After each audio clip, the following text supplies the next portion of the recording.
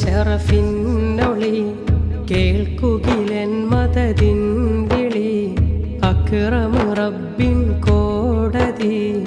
അന്ന് വിധിക്കും എൻ വിധി മൗലായ സ്വല്ലി വസല്ലിം ദായിമൻ അബദാ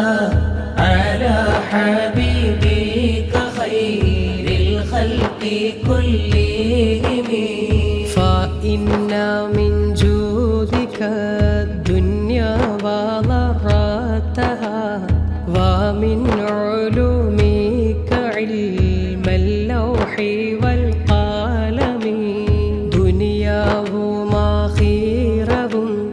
തിരുനൂറിൻ ഔദാര്യമാ